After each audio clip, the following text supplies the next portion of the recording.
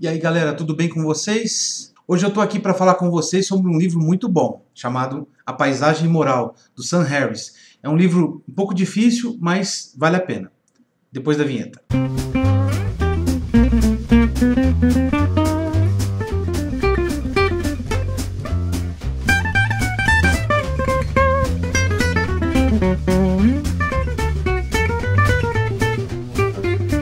Esse aqui é o livro A Paisagem Moral, do Sam Harris, da editora Companhia das Letras, que eu li e reli para poder entender um pouco melhor antes de trazer aqui para vocês para comentar. Esse livro, apesar de ter 300 e poucas páginas, ele tem toda uma parte traseira aqui, ó, começando na página 211, de notas e comentários a respeito de tudo que ele fala. Então, na realidade, o texto mesmo tem 209 páginas, tá? É um livro curto, porém, não, na minha opinião, não é um livro tão rápido de ser lido. O que fala A Paisagem Moral? Sam Harris é um cientista, um neurocientista.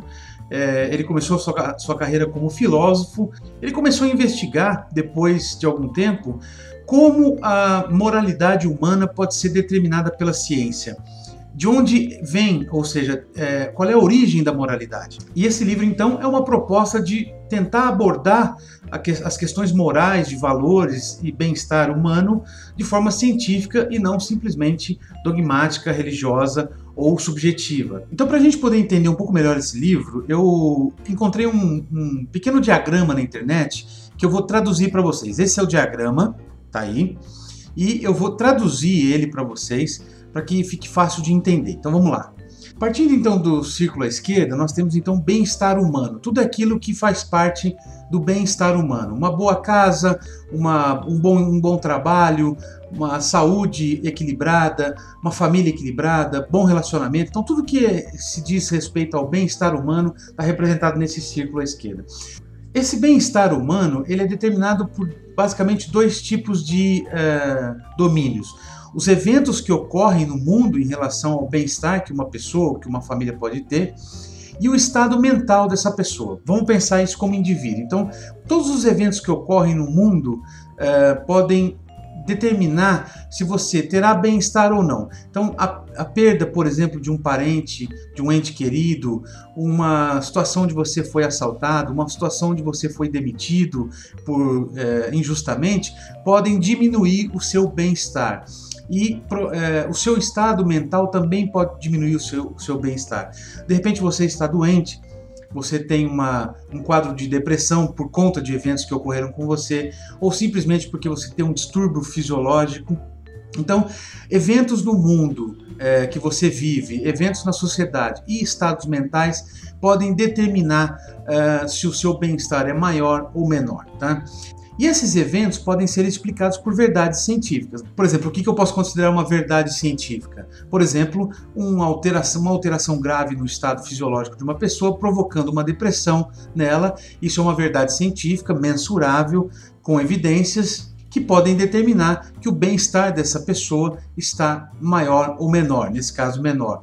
Ou eventos como uma guerra, ou um conflito, ou uma situação onde a pessoa tem dificuldades financeiras, são também verdades científicas que podem ser mensuradas, que determinam também o grau maior ou menor de estado de bem-estar humano, tá? E essas verdades científicas, obviamente, por serem verdades determináveis, vão nos trazer respostas universais para as questões morais. As questões objetivas que a ciência tenta responder vão nos trazer respostas mesmo para essas questões de bem-estar humano. E essas respostas, as ações científicas, visam também, obviamente, o bem-estar humano. Então, neste ciclo simples de raciocínio, Sam Harris propõe no livro que deve existir uma maneira de se estudar as questões morais, os valores morais humanos, para determinar se eles podem ser mensuráveis ou não. Então, voltando aqui para mim, eu pensei em fazer um vídeo comentando cada uma dessas anotações que eu fiz aqui, mas ia se tornar um vídeo extremamente cansativo, porque o assunto é muito denso e acho que não é o propósito da gente discutir aqui. É mais para apresentar para vocês que é um livro imperdível, tá?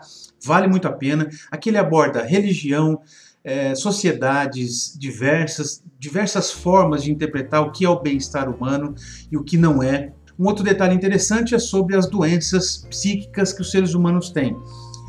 Ele aborda isso num capítulo inteiro, inclusive ele cita 2 cientistas brasileiros muito renomados. Eles são, deixa eu procurar aqui para vocês, tá aqui, encontrei, ó, 2 cientistas brasileiros, os neurocientistas brasileiros Jorge Moll e Ricardo de Oliveira Souza, e os seus colegas escreveram os trabalhos mais completos da revisão desta área de pesquisa. Ele está comentando aqui sobre a área de psicopatia, tá?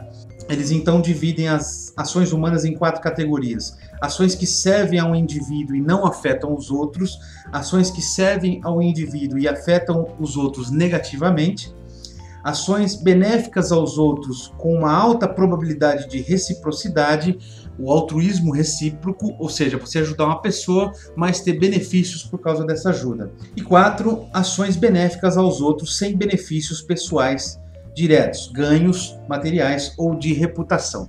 Esses cientistas brasileiros, que eu não sabia que eram tão respeitados no mundo, e é bacana você ler um livro e topar com uma informação dessas, realizaram realmente trabalhos muito importantes para poder analisar a doença da psicopatia. Então é um assunto muito interessante, muito instigante, bota a gente para raciocinar bastante, então recomendo muito esse livro. Então o livro do Sam Harris vai levar 4 cachimbos, porque eu acho que ele é bastante recomendado para quem quer investigar um pouco mais esse ramo da neurociência e do comportamento humano. Espero que tenham gostado. Se gostaram, favoritem, se inscrevam, divulguem o vídeo, ajudem a manter o Bolseiro no Sul no ar, e obrigado por assistir até aqui. Um abraço e até a próxima. Tchau, tchau.